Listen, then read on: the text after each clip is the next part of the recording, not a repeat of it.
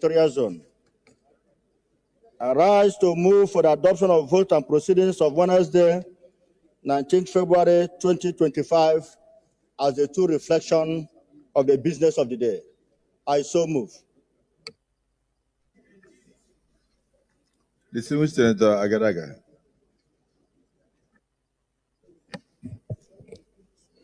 Mr. President, distinguished colleagues, Senator Chief Benson Sunday Agadaga is my name. I speak for the good people of Bayelsa East Senatorial District in Bayelsa State. I rise to second the motion ably moved by distinguished Senator Wemboney for the adoption of the minutes of yesterday. Thank you, Mr. President. Distinguished colleagues, the motion has been moved and seconded. Those who are in support of the motion say aye. Those against say nay. The ayes have it.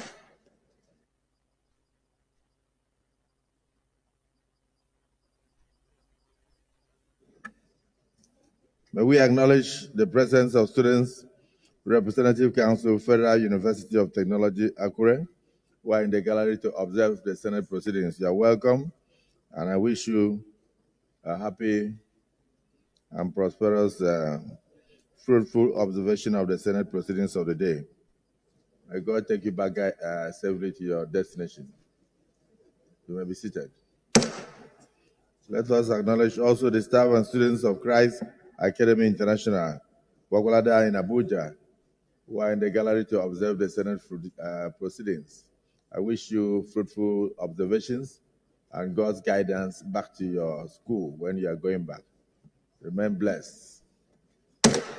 Let's acknowledge the staff and students of Jewel Model Schools, Kubwa in Abuja.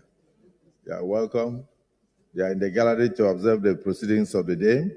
I wish you fruitful observations of the Senate proceedings and journey mercies back to your school. You may be seated.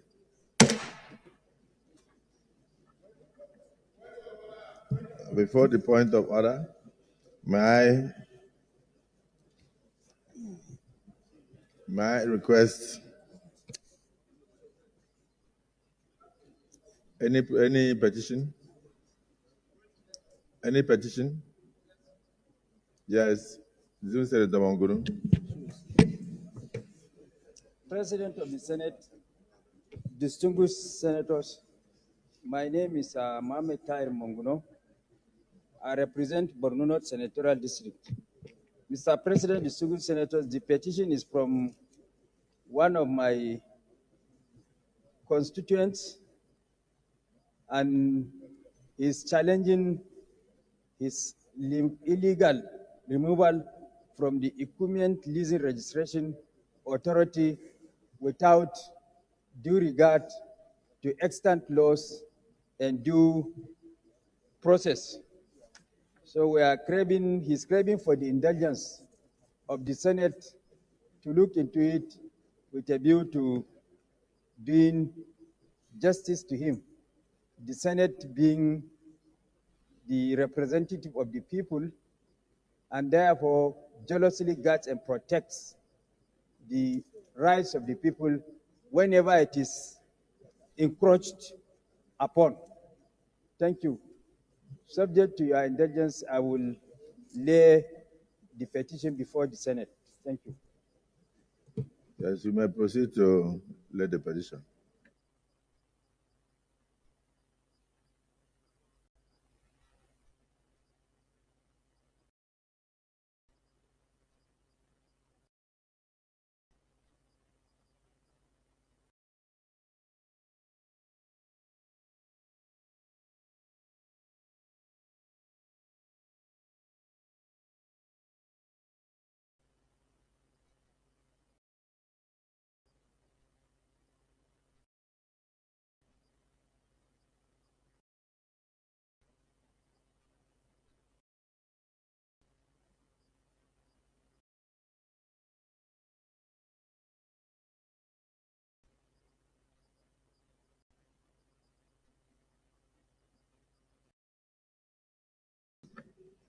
The petition is referred to the Committee on Ethics, Code of Conduct, and Public Petitions to revert to the Senate in 3 weeks.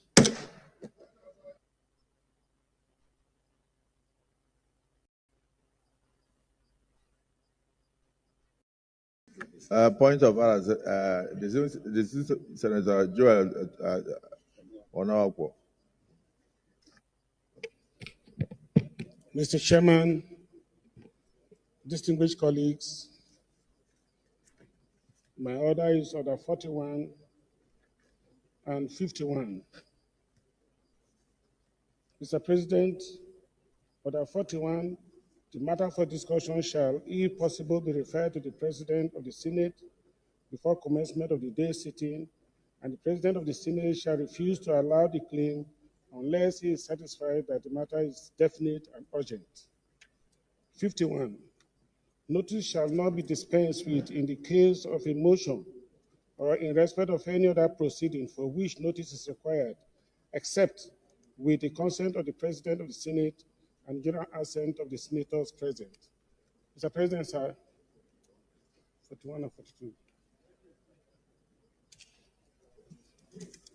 Mr. President, do I have your permission? Distinguished colleagues, Senator Joel Onawakwo had earlier informed me of a tragedy that has befallen the nation, and he requested for an opportunity to bring it up for us to discuss. I think that is the demise of elder statesman. Am I right? So is it the view of the Senate that he be allowed to proceed? Those in support say aye. Those against say nay. The ayes have it. You may proceed. Thank you, Mr. President and distinguished colleagues.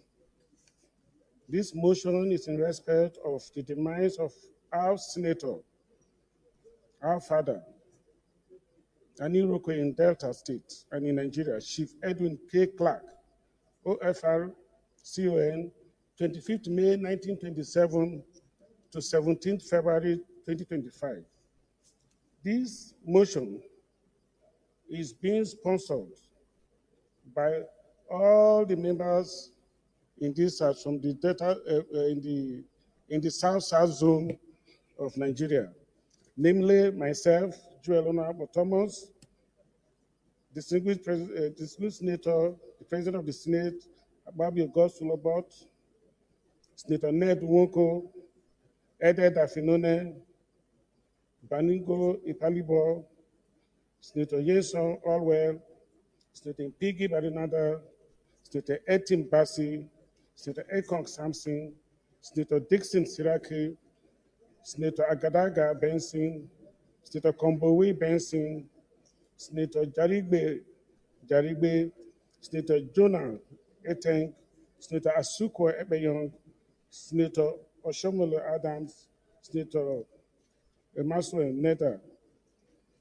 The Senate notes with shock the death of Edwin Clark on the 17th of February 2025 after a brief illness at the age of 97 years. Also notes that Pa Clark was born in Kabodo in the Ijo area of what is now Delta State. He attended primary and secondary schools at Efron, Okreka, and Afugbene before completing further studies at the Government Teacher Training College, which later became Delta State University, Ablaka. Thereafter, Clark worked briefly as a school teacher before traveling to the United Kingdom to earn a law degree. Aware that his involvement in the political process began during the pre-independence period when he was elected as a councillor for Bomadi in 1953. Clark later joined the National Council of Nigeria and the Cameroon's NCNC. While a student at Holborn College, he was active in the West African Student Union. Aware also that after the military coup of January 1966, Clark was among a group of delegates from the Middle West who opposed any idea of consideration that were raised at an ad hoc constitutional conference set up by Gowon in 1966. The delegation's mandate was Nigerian unity, and when proposal of loose federation were tabled, the regional delegate asked for adjournment. Further aware that he was later appointed Midwestern Commissioner of Education and Finance, and later Finance from 1966 to 1975. As a Commissioner for Education, he was active in the establishment of the Midwest College of Technology that became the foundation of the University of Benin. Recall that during the Second Republic, he was a member of the National Executive Committee of the National Party of Nigeria, NPN, and was the treasurer of the party in Bender State, now in part Delta State, and previously the Midwestern Region Province. In 1983, he was an elected senator from 1979 to 1983.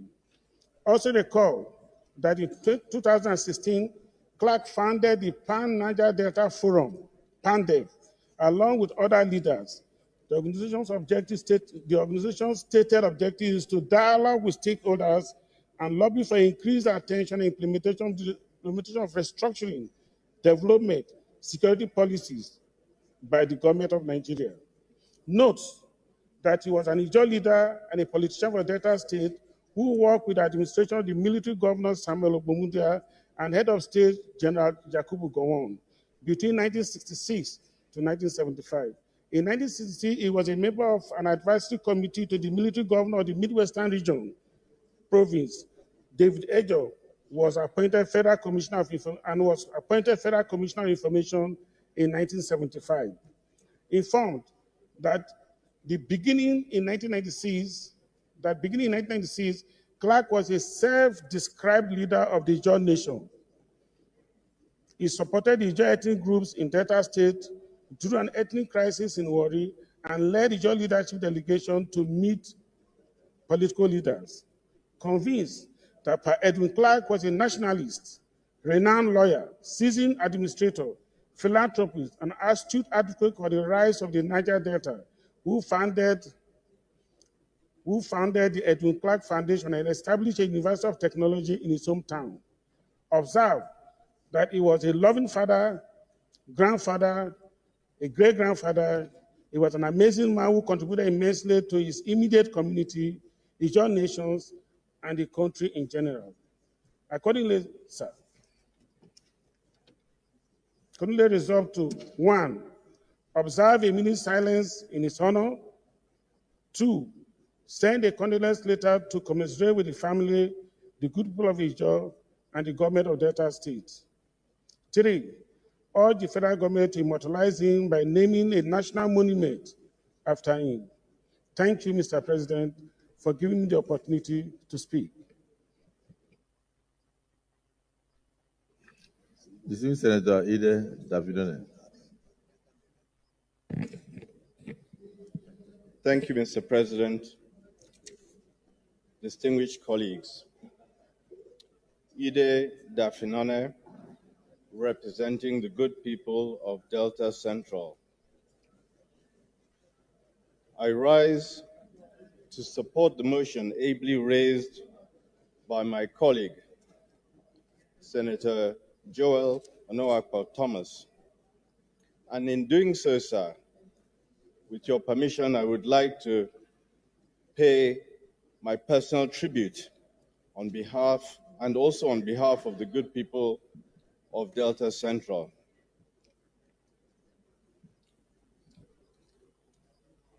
Pa Clark was a towering figure in our nation's history, a leader of remarkable courage and unwavering commitment, and equally a man I was privileged to know personally.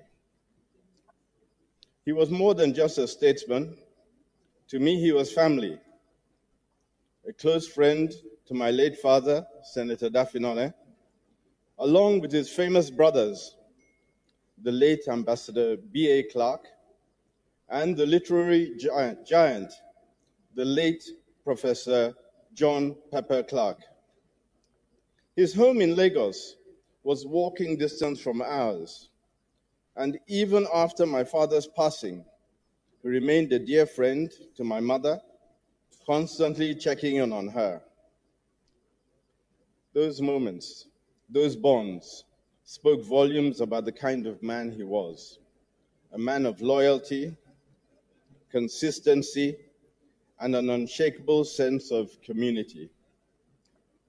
He was a pillar of the Niger Delta struggle, a fearless advocate who never wavered in his demand for justice, fairness, and equity. His voice resonated through the halls of power, challenging the status quo and championing the cause of our people.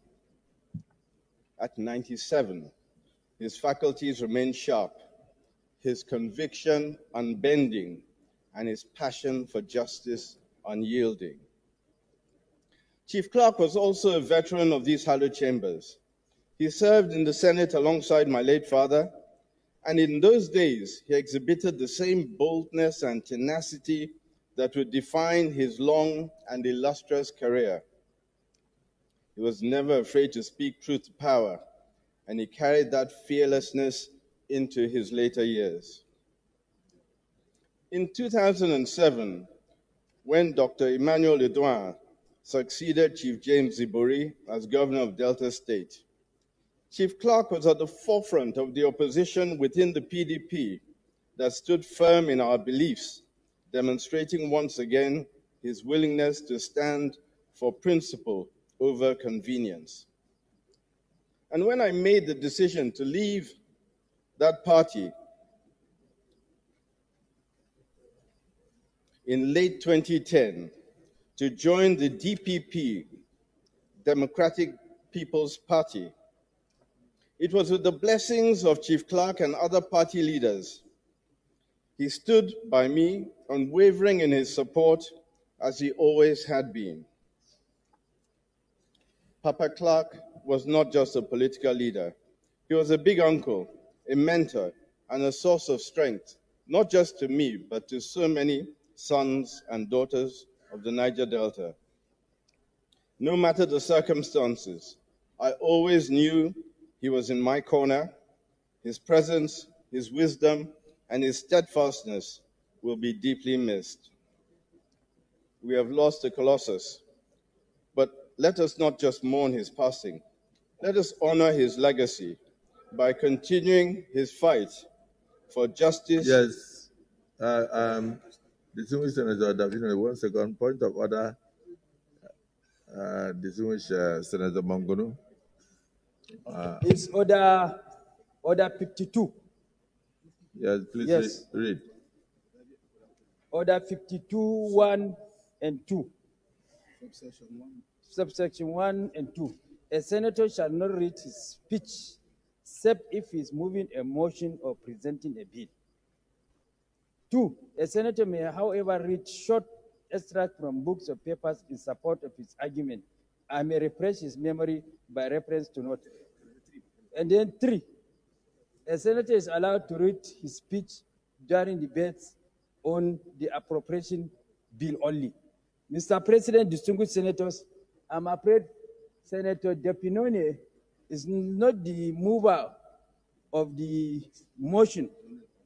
He's only contributing, but he's reading a prepared text, which is in violation of our rules. Point of order is sustained.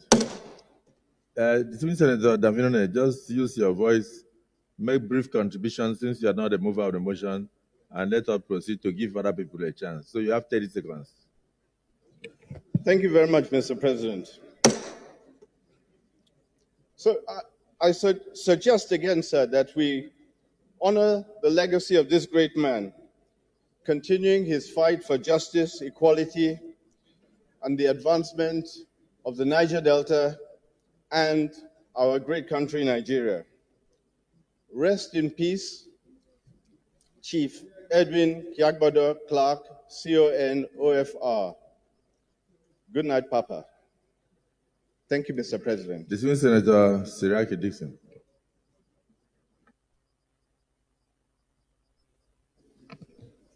Mr. President and my dear colleagues, Henry Siraki Dixon, and I represent Bayelsa West, senatorial district from Bayelsa State.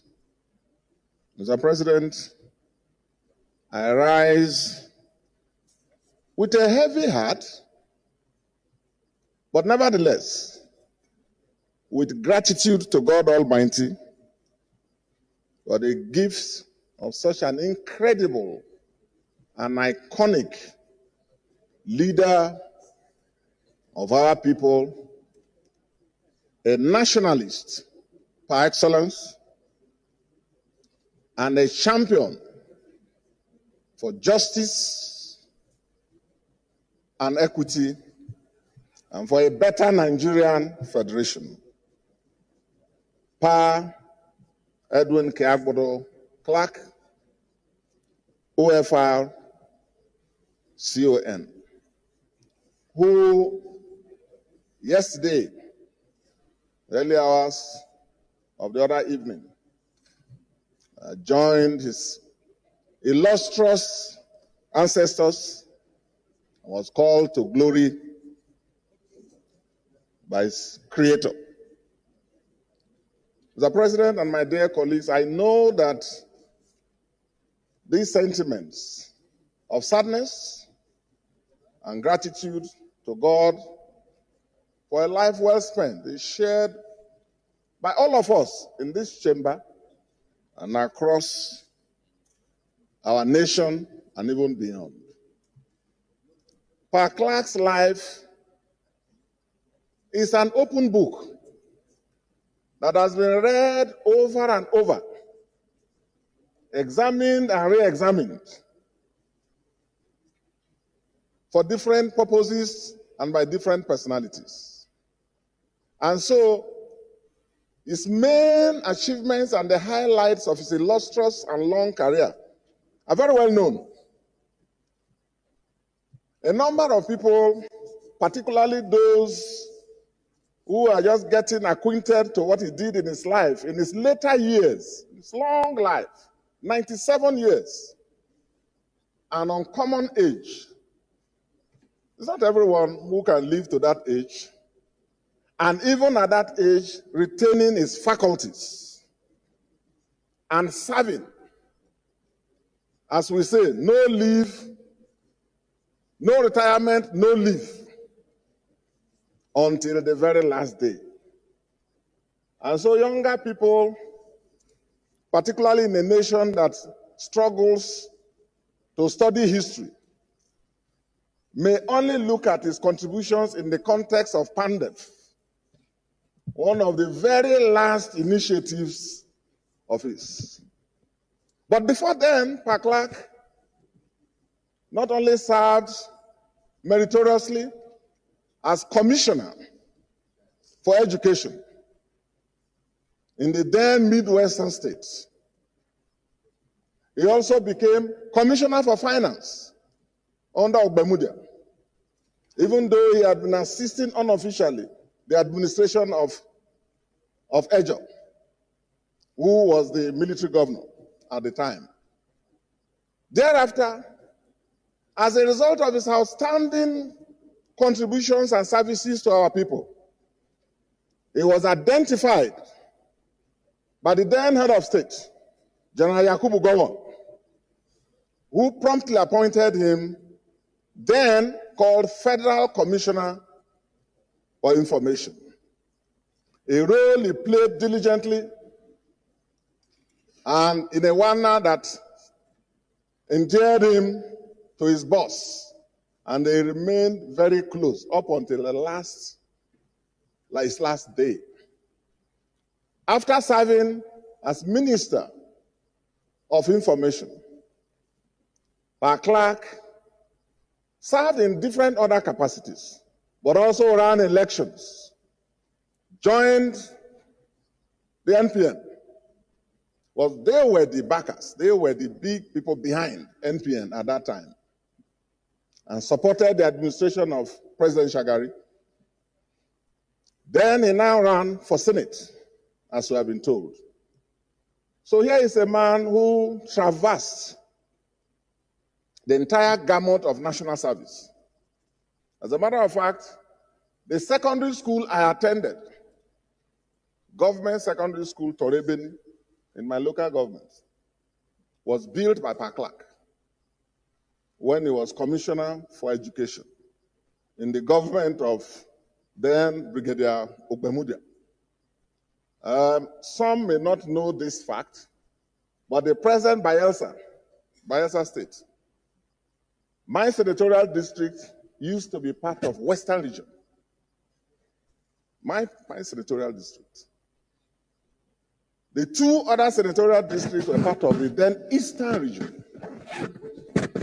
We became Midwest, from Western Region, Midwest, Bendel. So growing up, after flying the flag of chanting General Gowon, the military administrator we were calling and marching for was Brigadier Ogbemudia, then Colonel Ogbemudia. The secondary school I attended, and they had a healthy rivalry. When I asked him why they built that kind of secondary school with boarding facilities in my local government, he said because it was a border community. Across it was Amasoma in the then Eastern Region, and that became River State. So Ogbemudia and his colleague and friend, King Alfred Jetesmith, were competing.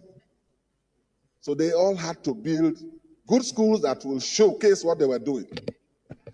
So standing here, I am a beneficiary of the foresight and commitment and dedication to duty.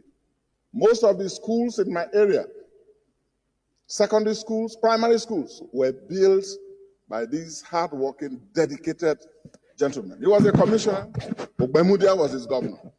So as we give credit to him, we also give credit to his boss, who gave him all the support. Now, Paklak became a lot of things. He wasn't a self-styled Ijaw leader. No, let me correct that. He was our acclaimed national leader of the Ijaw nation. Until his passing, was chairman of the INC board, the Ijaw National Congress Board of Trustees. Mr. President, I served as national legal advisor almost 20 years ago of that body. Pa Clark and his colleagues set up the South-South People's Congress, SOPEC, which Mr. President, when you were commissioner and one of the key leaders in Akwa Ibom, were all part of. Then he and his colleagues set up the Southern Nigeria Forum, Southern Nigerian Leaders Forum, which he, until his death, was chairman. And they had also the South and Middle Belt Leaders Forum, which again he coordinated as chairman. And then few years later, PANDEF. All these were his attempts at bridge building to see that Nigeria is transformed. That whereas we remain a nation of nationalities, that in the words of our current national anthem, it used to be our old national anthem, but it has become our new national anthem, which says, though tribes and tongues may differ, one brotherhood we stand. That was what Pa Clark believed in. And when he and his colleagues, and I'm sure, Mr. President, it won't be too long before we will take tributes about his dear friend and compatriot, one of our respected fathers, Pa Adebanjo, who passed 3 days or 4 days before him, as if, almost at the same age, as if these two fathers and iconic leaders had a discussion and said, well, we've spent all our lifetime fighting for a better Nigeria. Time to depart. And both of them used to say, for those who had the benefit of being close, who were mentored by them, they used to say they were in the boarding, was it? That they had collected their boarding passes, just waiting to board.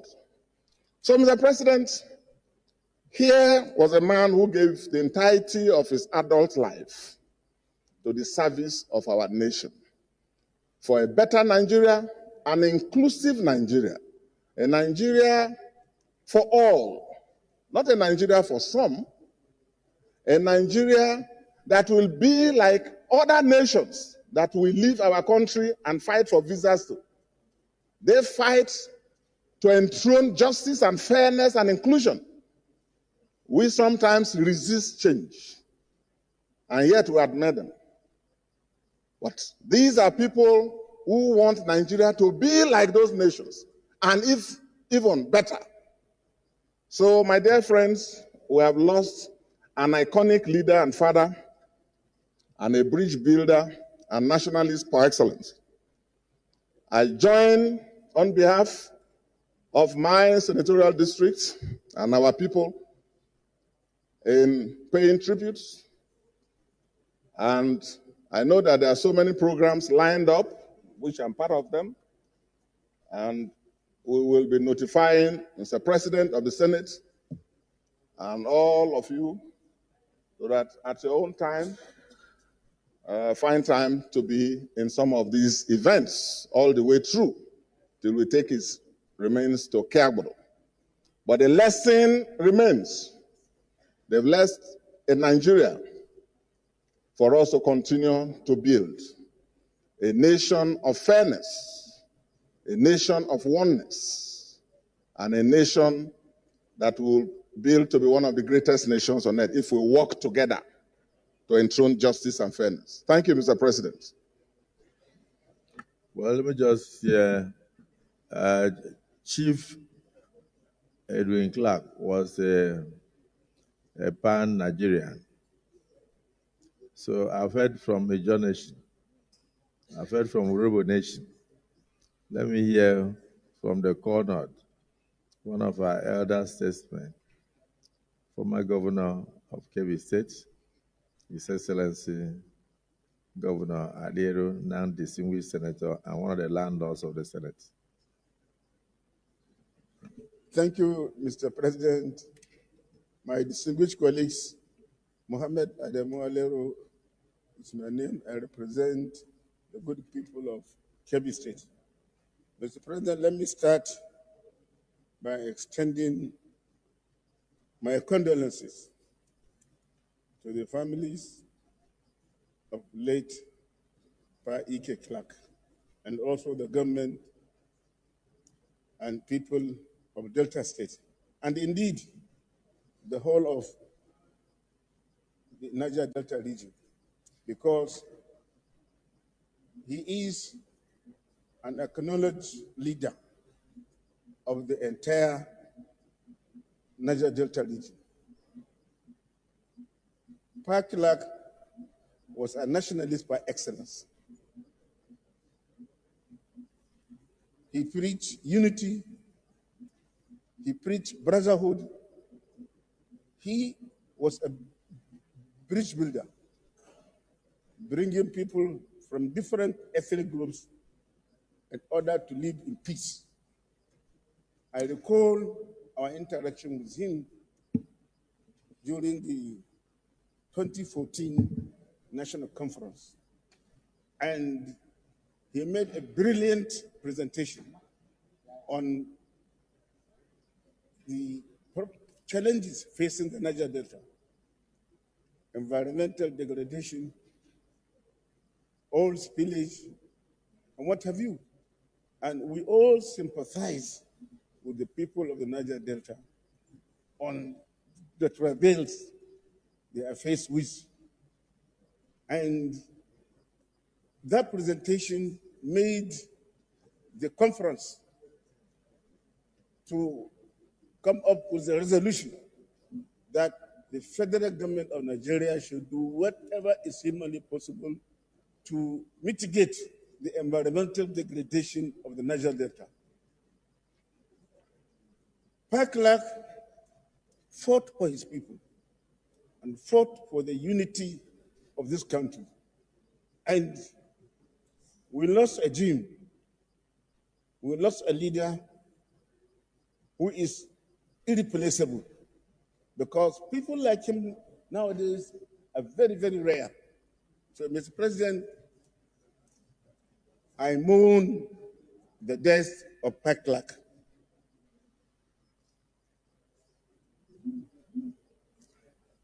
On the issue of fighting for minority,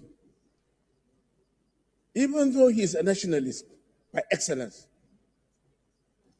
he always fights for the right of minorities, which is normal in a federation like ours, because we have unity in diversity.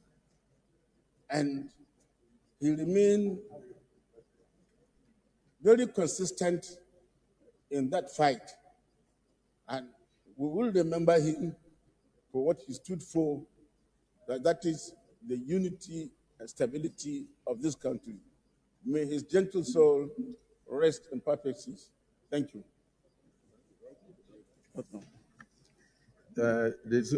Senator Nengi, you made the discussion halfway. Are you sure what you want to say had not been said? So let's give you 1 minute to just say something, because I think the elder statesman has done justice to the memory of late Pa Edwin Clark.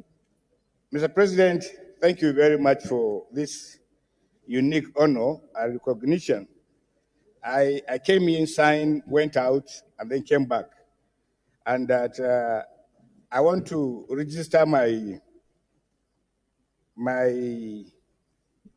sincere condolences.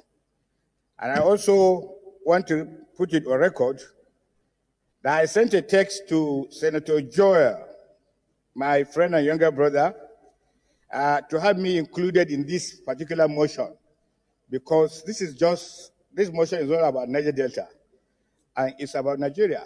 And unfortunately, maybe Joel has not seen my text. And when I scanned through the list, I found out that my name is completely missing. I want to put it on record that I'm a co-sponsor of this very, very important motion. Mr. President, like I said, Edwin Clark is not about Niger Delta alone. If you are a minority in Nigeria, Edwin Clark inspires you. If you are a minority in your own state, Edwin Clark inspires you. If you are a minority in your local government, Edwin Clark inspires you. If you are a minority in your ward,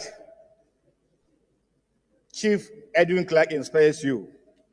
Wherever and whenever he speaks to the power that be. I met him a couple of times. Mr. President, every time I hear him speak, he speaks for the downtrodden. He speaks for his people who have been marginalized over and over and over and over.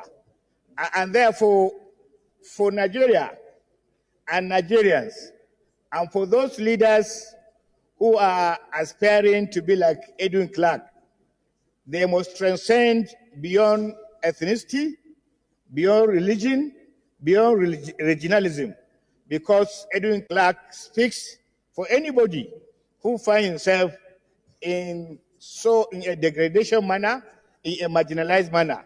He speaks for so many people, unknown to so many people. When he speaks for all those people that have been marginalized. And therefore, on behalf of myself, the Bauchi Central Constituency extend a profound condolences to this great man. Just 10 days ago, we missed Sir Adebanjo and now Edwin Clark. I begin to wonder how Nigeria would be without some of these people who are actually provided checks and balances to the power that be. One thing that aspires me, that impresses me, is that Edwin Clark is not a person that you call a government in power. Those people that follows government every now and then. He speaks the truth and he challenges those people. He challenges the status quo. I think Nigeria will miss him.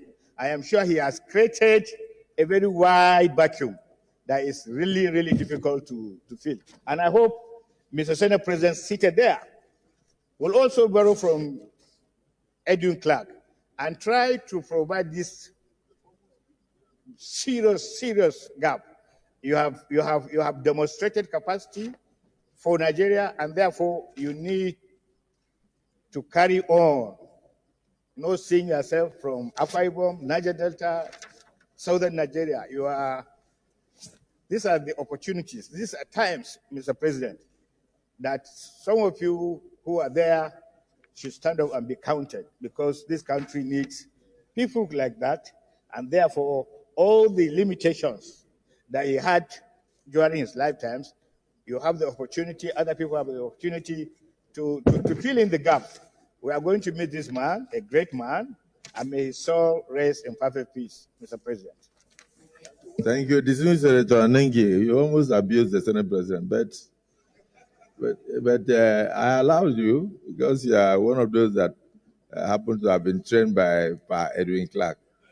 And I'm happy that he left people like you behind, because I see you with other leaders taking pictures of recent.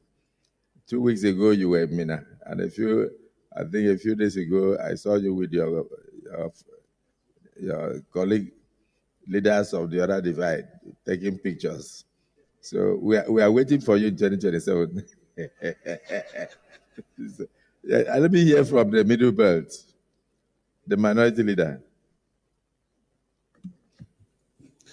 Thank you, Mr. President, distinguished colleagues.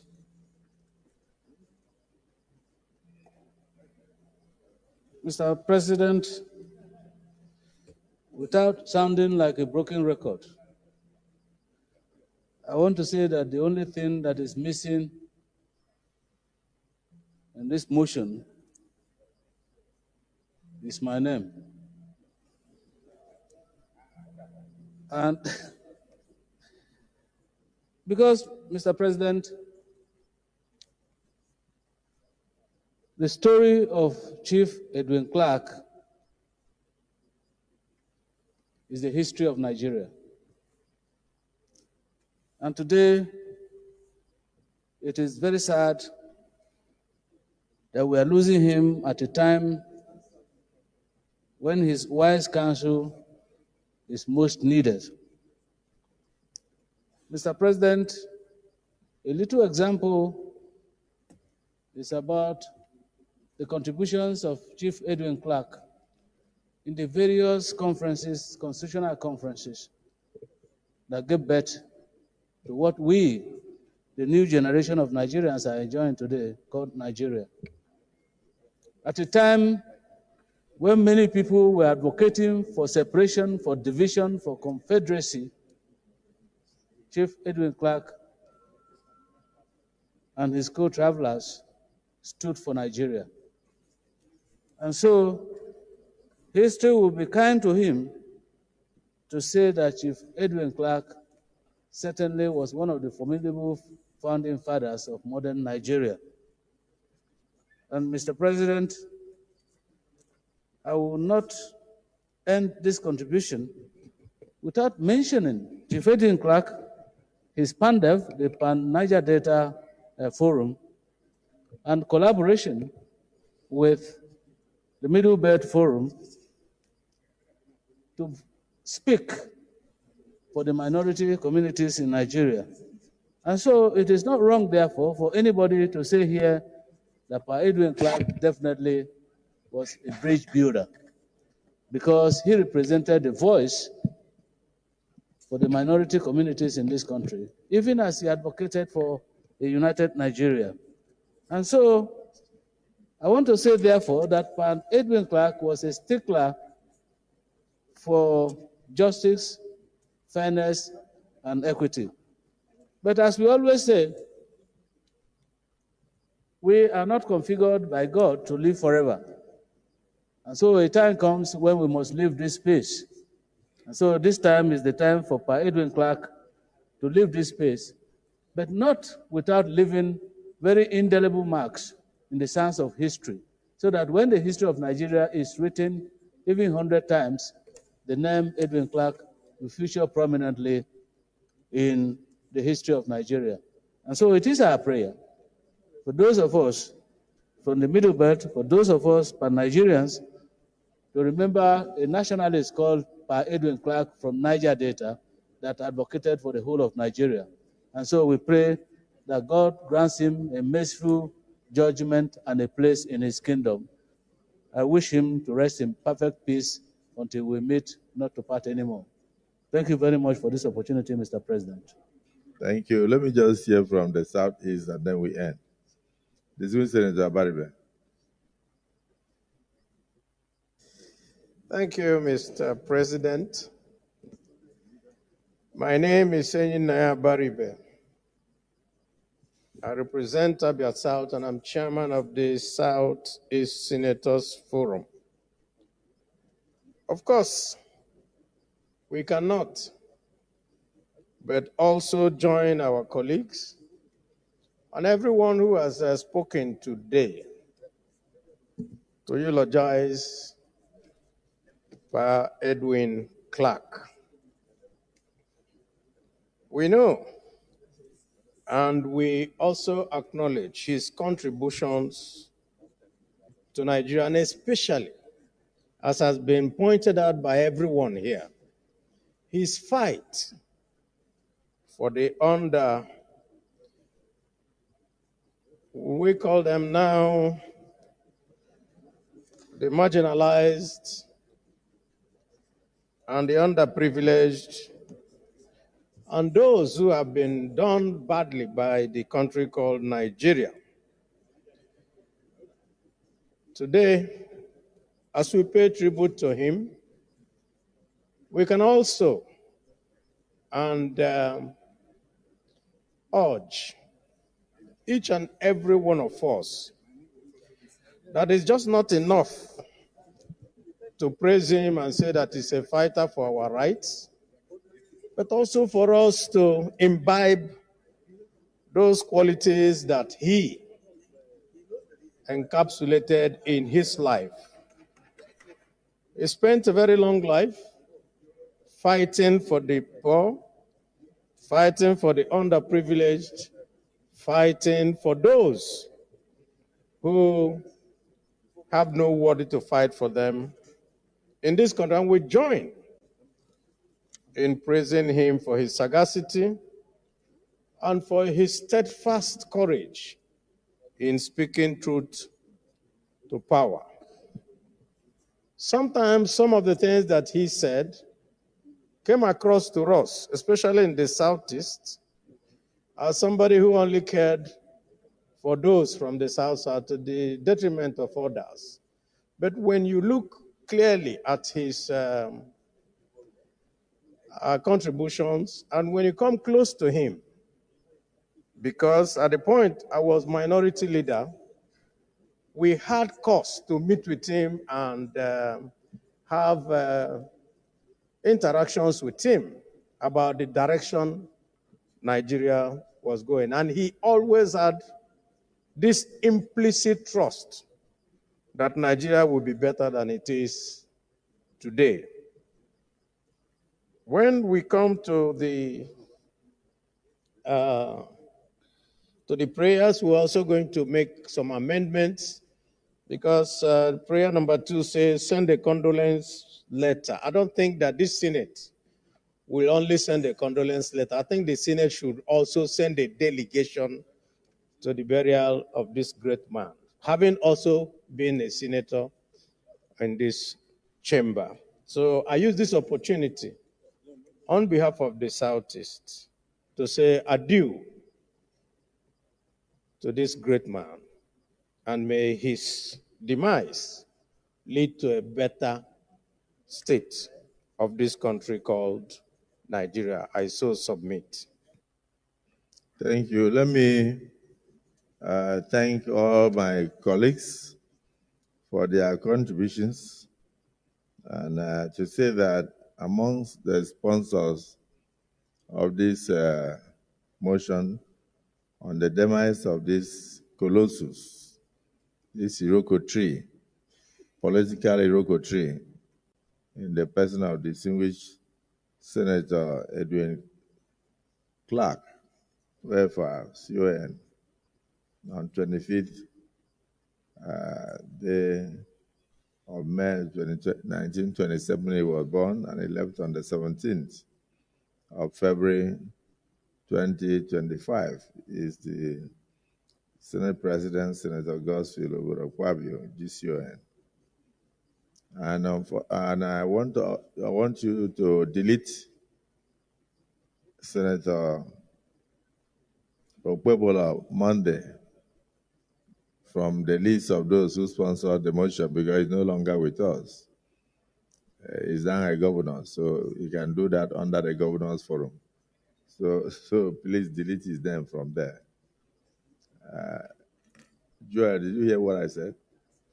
I said delete Okpebola.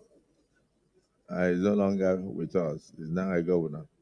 So he will do his own condolence under the governor's forum.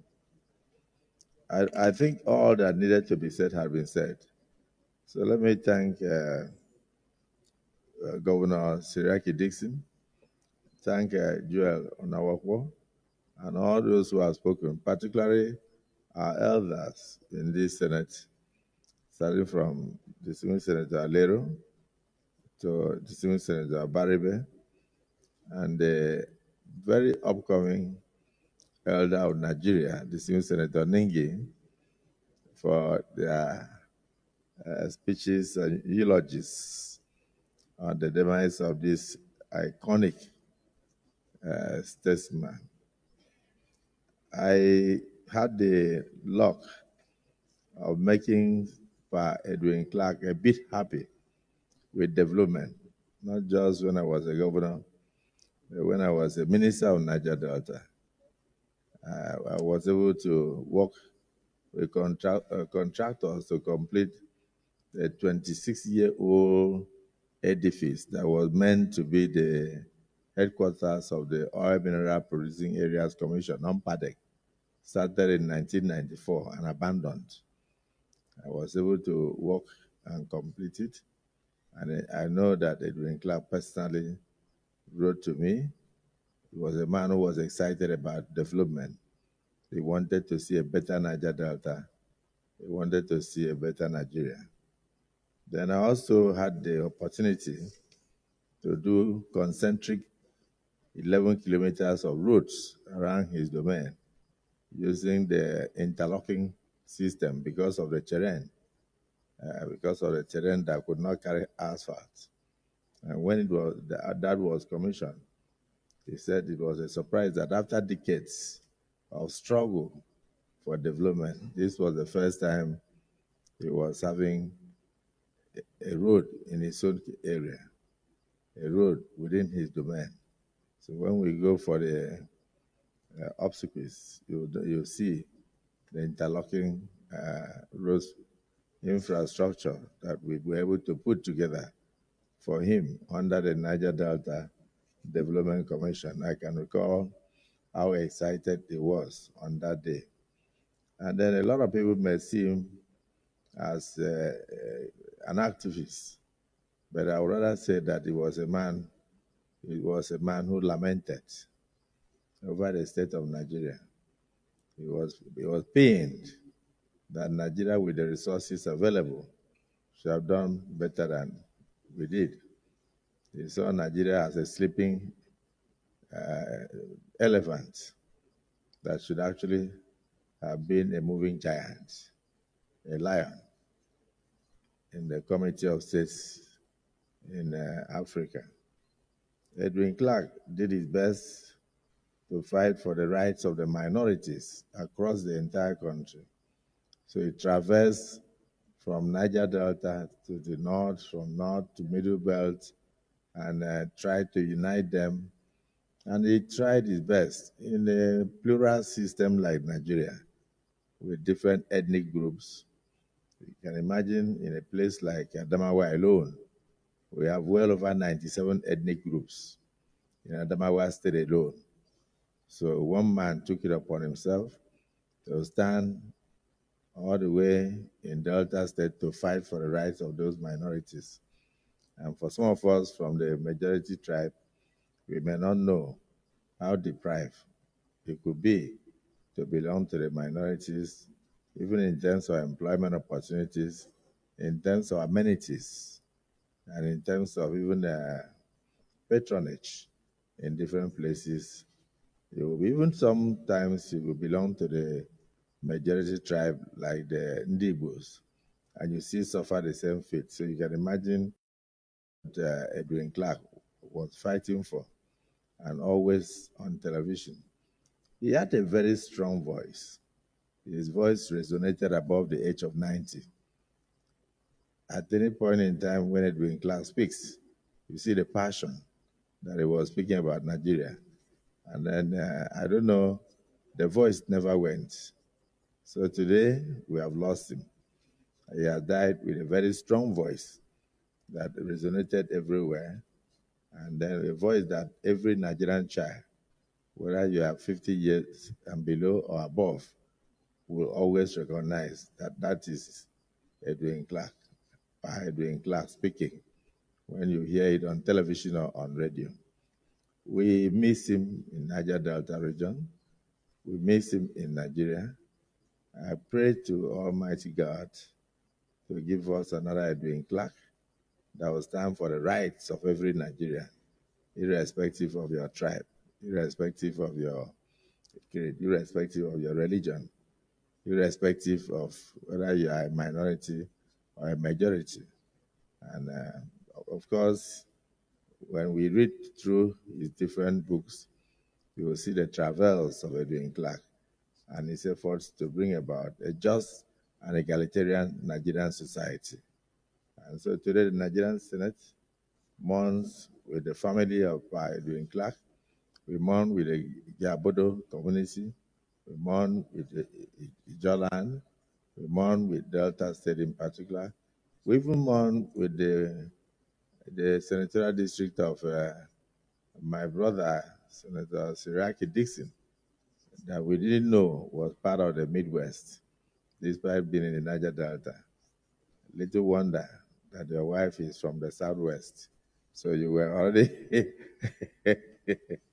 so honestly, so now I know if we have to do what we did during the MPN days, when you are too strong, we send you back to Cameroon. We say you are not from Nigeria. I know where to deport you to. I'm telling you. So the Nigeria did better than the colonialists. Those ones who just come to a community and cut you into two. This group belonged to Cameroon. This group belonged to Calabar and all that. I was in Cote d'Ivoire a few weeks ago, and I was shocked to realize that the Ashanti people were also in Cote d'Ivoire. So they did not just cut them, they bargainized them, some in Cote d'Ivoire, some in Ghana, and some of them in Senegal, but the same Ashanti people. So Africa was partitioned without regard to your ethnic affiliation and without consultation with our forefathers.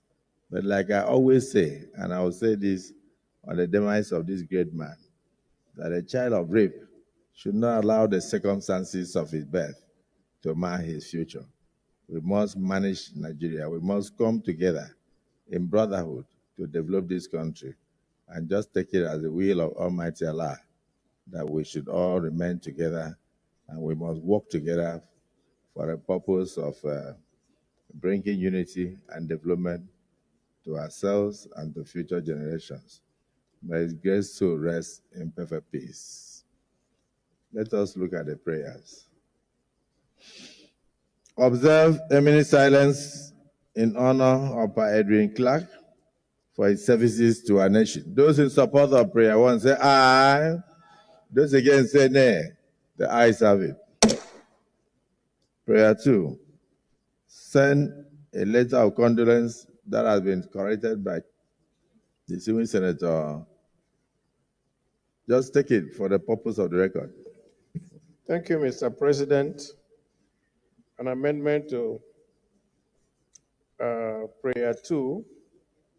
Send a Senate delegation to the family and people of the government of Delta State for his funeral obsequies. I so submit. Any seconder? Yes. Distinguished Senator Karimi. Thank you, Mr. President, my colleagues. My name is Karimi Sunday Steve. I represent the people of Kogi West. I hereby second the amendment to the motion to the prayers moved by my distinguished colleague.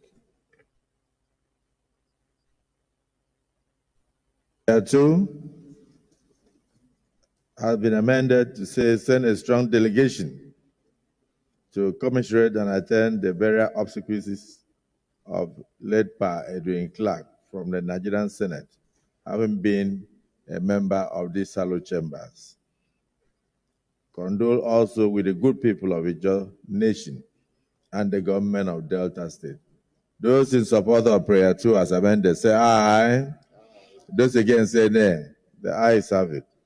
Prayer 3 urge the federal government of Nigeria to immortalize him by naming a national monument after him. Those in support of this prayer say aye. Those against say nay. The ayes have it. Distinguished colleagues, I would like to urge us to now rise and pay honor to the memory of this iconic statesman, Pa Edwin Clark.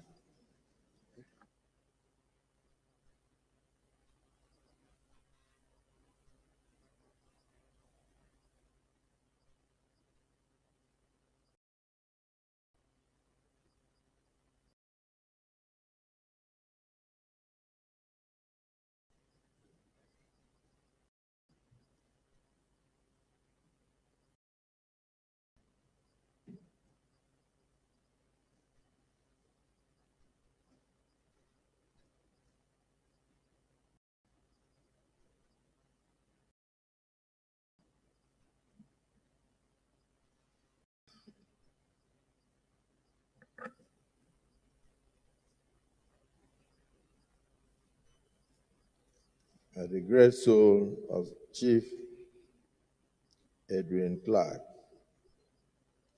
OFR CON, who died on the 17th day of February 2025 at the ripe age of 97, rest in perfect peace.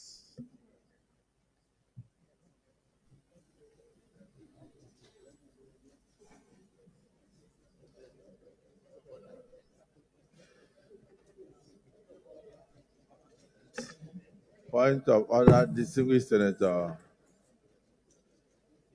Ali Ndume, CON.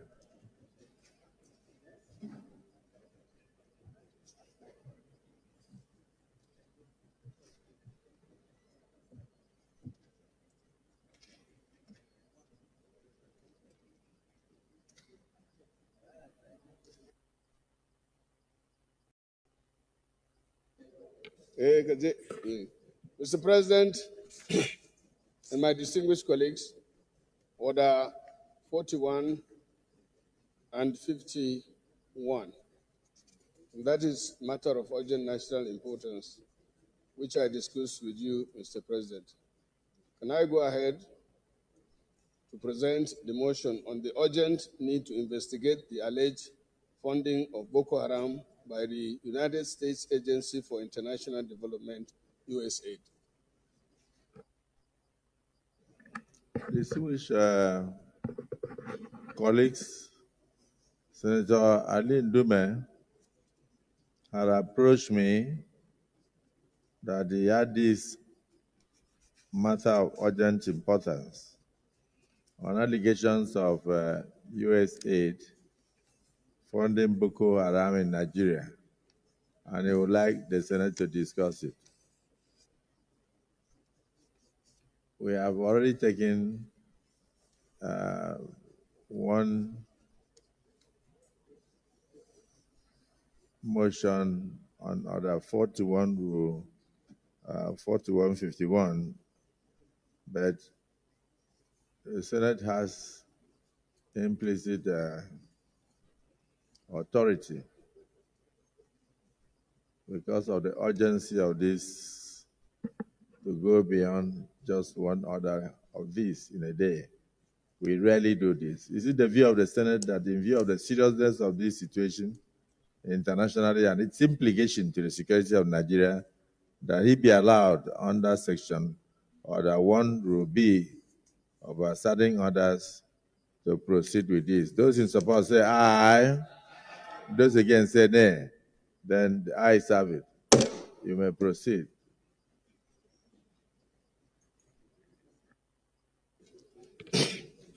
Thank you, Mr. President, and my distinguished colleagues.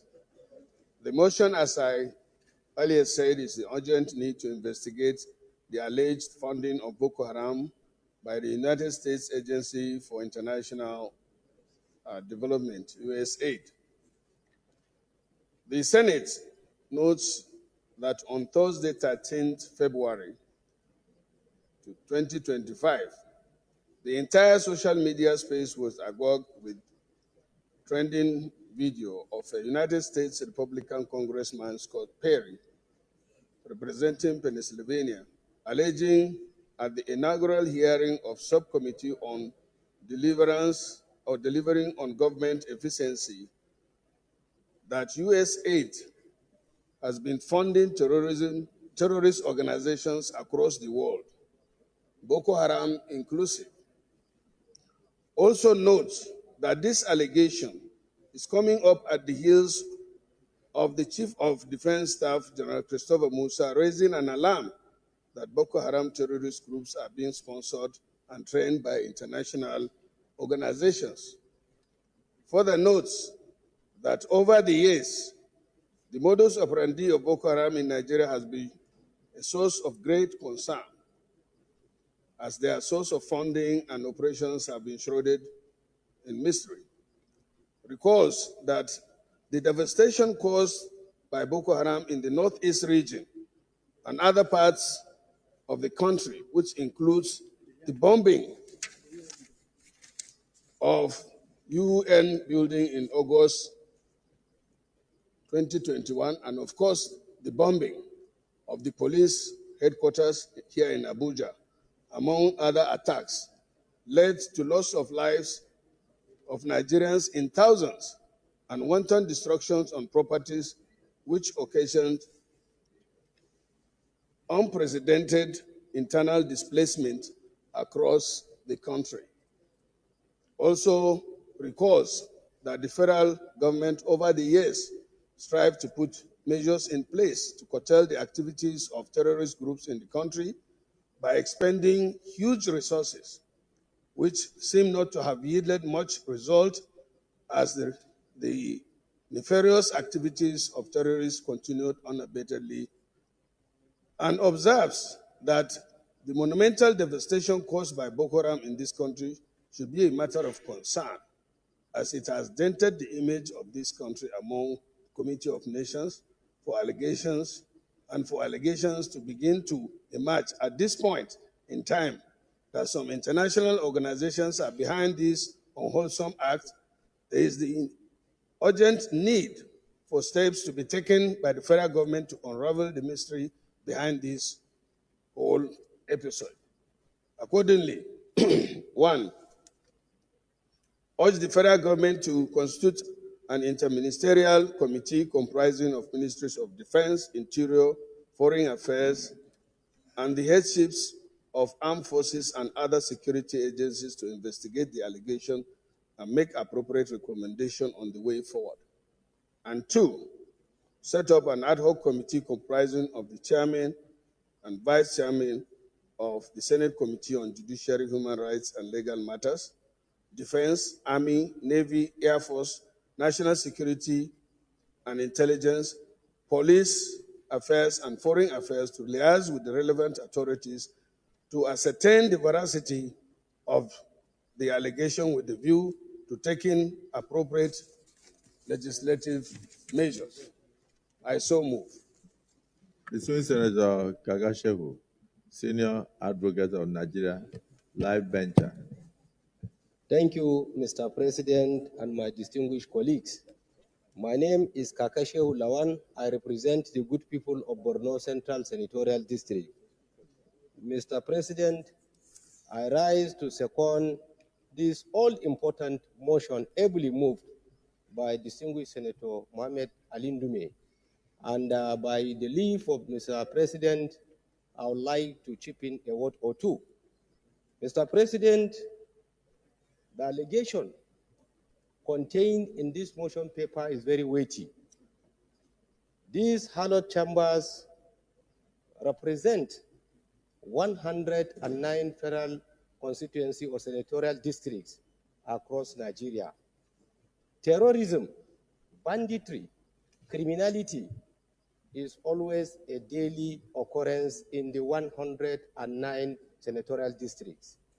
Mr. President, the intelligence agencies in Nigeria had in the past made numerous attempts to investigate on the funding of these terrorists and bandits through various ways, but did not yield the much desired result.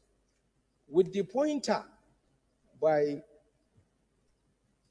the representative by Mr. Perry Scott, I think there will be light at the end of the tunnel. Let us support this motion wholeheartedly so that we can unravel the veracity or otherwise of the allegation with a view to finding solution so that Nigerians can go to sleep with their two eyes closed. I so second Mr. Senate President, and thank you, my distinguished colleagues.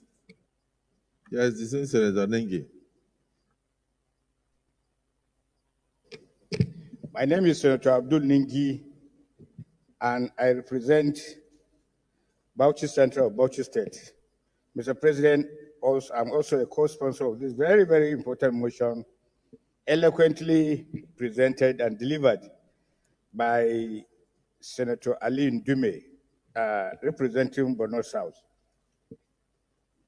Mr. President, there are times that we need to reflect. We are operating a presidential system of government. At this point in time, whatever is written here is apt and germane to the matter in question.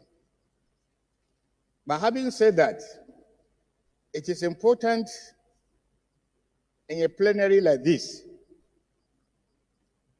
it is almost impossible to do justice to the issues raised on this motion. But it is also imperative that it is within our legislative right and mandate to bring issues to the fore like this. We do not need a very robust, elaborate debate. Why? Because as the affects law-making body of the country, the Senate, we need to be briefed, first and foremost, by the heads of various security agencies in a closed-door session. I also watch this in the media. But beyond the media, beyond what I know, beyond what you know, we have intelligence organization that is funded by this government. I strongly feel, Mr. President, that we need to carry just one prayer, which suggests to me that we invite the National Security Advisor, the NIA, the Director of DSS, for a closed-door session with the Senate on this particular matter. You know why? Because that is their prerogative. That is their field. They have been funded to protect this country against all odds. But I'm sure this motion arose because of the inability, so far to speak, of the government to make any pronouncement on this particular matter. It's disturbing. But the Senate, as it were, should invite the NSA the NIA, the DSS, for a brief on this matter. From there, we now take it forward. Setting up any committee of the legislature without bringing these people, this is a very serious matter. It is very, very serious. And it has gone viral globally. And therefore, we need to do these things with some facts provided by these various security agencies at a closed-door session. Mr. President, with all due respect, this is my stand on this matter. It is almost impossible to do justice to this particular matter on a debate, in a plenary like this. So I suggest we take one prayer, invite this. Yes, I'm a co-sponsor. That's what I just said. I'm with all the motion. I'm with the content of the motion. But the prayer that needs to be done without any elaborate debate is to invite these people for a closed-door session on this matter. I so suggest. Let me thank Senator Abdul Nengi for his contribution, and to say that even when I read the issue on the social media, I was a bit circumspect. You know, social media is garbage in, garbage out. Anybody can say anything on the social media. Many of us have experienced social media attacks as leaders. And sometimes 99% of what is in the social media is inaccurate. And sometimes total speculation. And sometimes based on mischief. So there is no way we can shave a man's head behind his back. We should, we must hear from our own security agencies. We must hear from our intelligence agencies. When you mentioned the NIA and the DSS, I also believe we should also look at the DIA, Defense Intelligence Agency, because they are also interacting with the people in the theater of war in the Northeast. So they will have information on past arrests and questionings and all that to brief us. And security is not something we discuss in the market. It's something that should be done in closed session. Distinguished Senate President, you have anything to add? Then we close. Mr. President, I share the same view with you, but I just want to add my voice that we've seen the greatest devastation in this country because of what Boko Haram did to us everywhere in the entire northern part of, in fact, even in the south. Because they came here, did a lot of things here. You know, the United Nations building was attacked. They were even heading to Lagos, heading to the south, you know, because of diligence and the effort of our security agencies that stopped them. They have occupied the entire country. We saw hell in this country. We saw hell. Thanks to Mr. President, who has been able to deal with them decisively in the manner that they are no longer visible. We have, this government has dealt with them, thrown them into, they've even, you know, they still attack from time to time, but not like before. So it's still work in progress, but they've been dealt with, they've been incapacitated. Mr. President, so if there's anything to lead us to where this problem is coming from, of course, we should take the advantage. We should see that advantage to see how we can deal with this serious calamity once and for all. And I share in totality. I share with you. I share the position that has been canvassed by Senator Nengi and also strengthened by you. So it's a sensitive matter, and it's an allegation. We should be very careful and try to find out the truth of that allegation. Mr. President, I stand with what you said and also stand with what Senator Nengi said. Thank you very much. Thank you. And in fact, even the U.S. Senate or the U.S. Congress will not delve into allegations on social media. And if they have to, they will invite their security chiefs to get details. So the National Security Advisor, the NIA, the DSS, DIA, we must hear from them in closed session so that they brief us because they have the data, they know the record, and they will know the veracity of the situation. So accordingly, I believe that we should have only one. I would like Senator Nengi to move a motion that we invite those people to brief the Senate in closed session so that before we can make comments on this in the open. But in the meantime, we note the allegation and we also note the devastation that Boko Haram has caused the nation. We commend President Bola Ahmed Tinubu for being able to tackle the situation to a point where no territory in the country today is hoisting the flag of Boko Haram. Whether we like it or not, he has done a very difficult job well. And so we must commend him across party lines. So Senator Nengi, please phrase your prayer in a way that we can let this issue rest.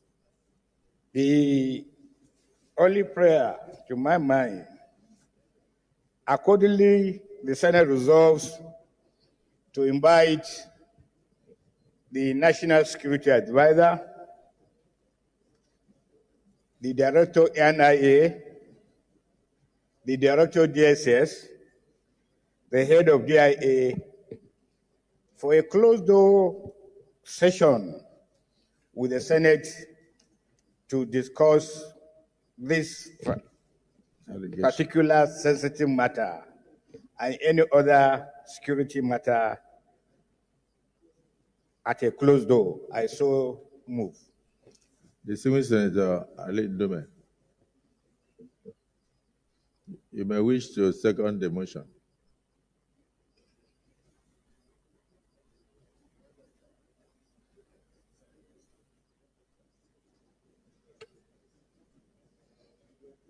Thank you, Mr. President.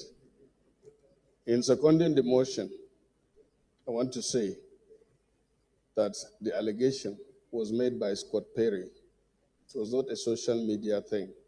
And I agree that such issues should be discussed in a closed session. But Mr. President, this is not a social media stuff. And the investigation is going on right now in the United States Congress. And also today, the President, Donald Trump, also said specifically that in that investigation, the support given to Nigeria so far should also be investigated. With that, I want to second the motion to collapse the two prayers into one. I so second. Thank you. I also want you to note that America is going through a metamorphosis, a political metamorphosis. It's almost like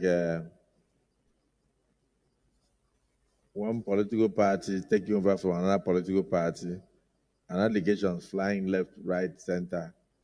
It's only through thorough investigation that the truth can be established. Even America has not taken the allegation hook, line, and sinker. They are investigating. So Nigeria must also investigate to be sure, because we won't just keep quiet. It is true that USAID have been funding Boko Haram in Nigeria. We have no business allowing them to have offices in Nigeria. So before we can take decisive steps and also ask for recompense, automatically we must go deeper into the issue. So it's important that we get briefed by our intelligence community. So, distinguished colleagues, I thank distinguished Senator Ali Ndume for raising this all-important motion that impinges on the security of the nation, and also thank all those who have contributed. A motion is on ground by distinguished Senator Nengi that the prayers be collapsed into one, and then seconded by distinguished Senator Alindume, the mover of the motion. Those in support of the prayer, the single prayer, that the Senate should immediately invite the National Security Advisor, Director General of the Nigerian Intelligence Agency, Director General of the DSS, Director General of the DIA, to brief the Senate in a closed session on the veracity or otherwise of these very serious allegations. Say aye. Those again say nay. The ayes have it. I believe we should have a timeline.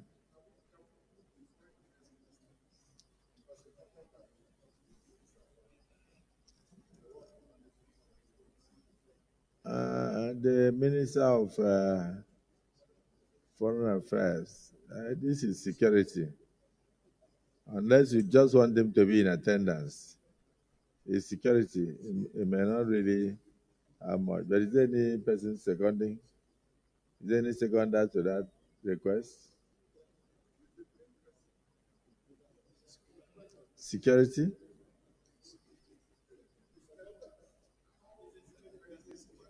It's a security matter, but then if anybody says, the Senator Dixon is proposing that the Minister of Foreign Affairs should be invited.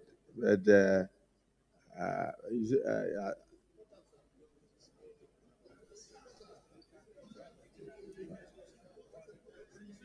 the Minister of Foreign Affairs should come and brief us on.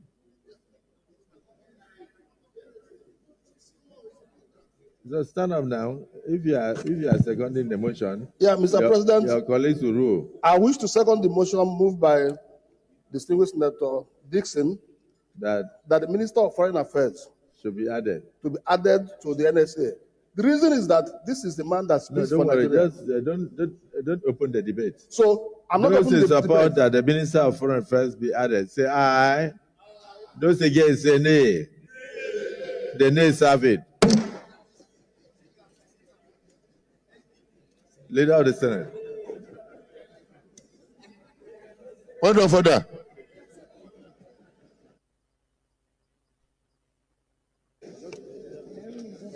Mr. President, very distinguished senators of the Federal Republic of Nigeria, the first business of the day is the presentation of a bill standing in the name of most distinguished Senator Oshiomhole Adams on the Federal Medical Centers Act Amendment Bill 2025 SB 717. Mr. President, you may wish to invite the Clerk of the Senate to read the short title of the bill. Clerk of the Senate. Mr. President, distinguished senators, Federal Medical Centers Act Amendment Bill 2025 SB 717. First reading. Distinguished colleagues, Federal Medical Centers Act Amendment Bill 2025 SB 717. First reading taken. Leader of the Senate.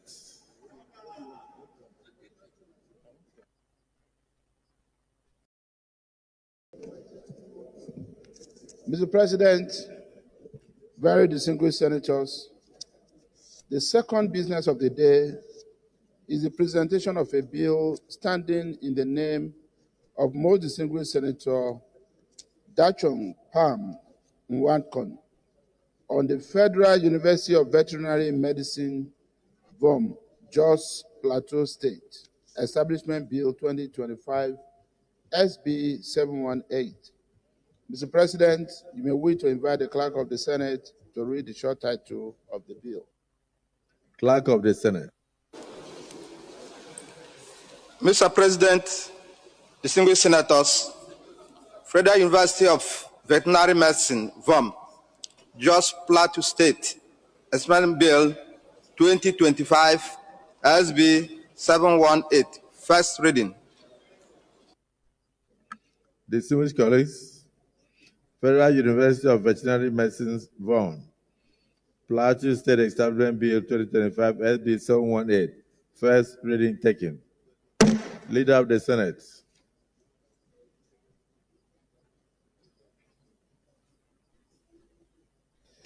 Mr. President, very distinguished colleagues, the third business of the day is the presentation of a bill standing in the name of most distinguished Senator Mohammed Dandutse on the Export-Free Zone Funtua Establishment Bill 2025 SB 719.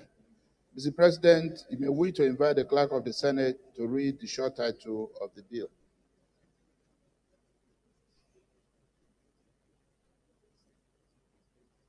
Export-free zone. Is it export trade? Is it export trade free zone or export free zone?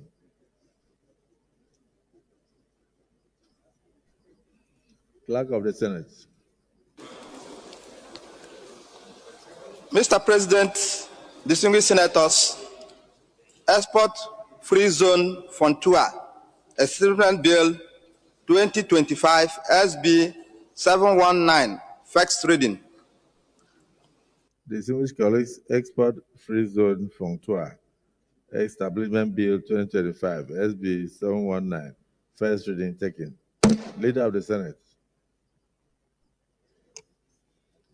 Mr. President, very distinguished colleagues, the fourth business of the day is the presentation of a bill standing in my name on the Federal Universities of Agriculture Amendment Bill 2025 SB 720. Mr. President, you may wish to invite the Clerk of the Senate to read the short title of the bill. Clerk of the Senate. Mr. President, distinguished senators, Federal Universities of Agriculture Act Amendment Bill 2025 SB 720. First reading. Distinguished colleagues, Federal Universities of Agriculture Act Amendment Bill 2025 SB 720. First reading taken. Leader of the Senate. Mr. President, very distinguished senators, the fifth business of the day is the presentation of a bill standing in the name of most distinguished Senator Musa Sani on the Special Agro-Processing Zones Establishment Bill 2023 SB 721. Mr. President, I say again, because there was an error that has been corrected, the bill is Special Agro-Processing Zone Establishment Bill 2025 SB 721. Mr. President, you may wish to invite the Clerk of the Senate to read the short title of the bill. Clerk of the Senate. Mr. President, distinguished senators, Special Agro-Economic Processing Zones Establishment Bill 2025 SB 721. First reading. Distinguished colleagues, Special Agro-Processing Zones Establishment Bill 2025 SB 721. First reading taken. Leader of the Senate. May wish to approach the chair.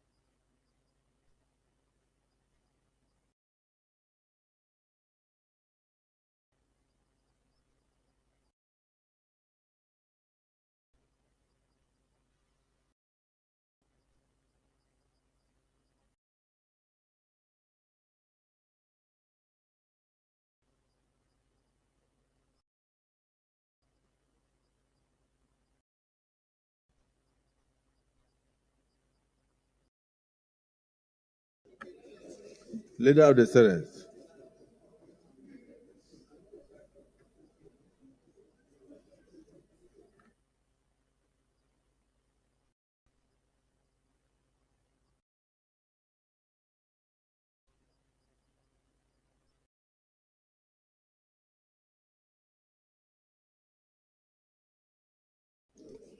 Mr. President, very distinguished colleagues,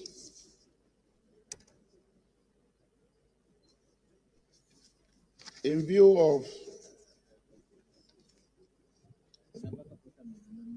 various committee assignments that would engage the attention of distinguished senators this afternoon, and in further view also of the official engagements of the President of the Senate and other principal officers, I'm rising to move that we step down the orders of the day as contained on the order paper till the next legislative day. And in that regard, Mr. President and distinguished colleagues, I will be moving that the Senate be now adjourned till Thursday, the 20th day of February 2025 at 11 a.m. I so move, Mr. President. Minority Leader. Mr. President, in view of the other exigencies of national importance and the engagement of the Senate President, I second the motion that the Senate steps down other items on the order paper to the next legislative day. I so second. Distinguished colleagues, the motion has been moved and seconded that we step down the other items on the order paper in order to enable us to attend to very important committee meetings. Those in support of this motion say aye. Those against say nay. The ayes have it. Yes.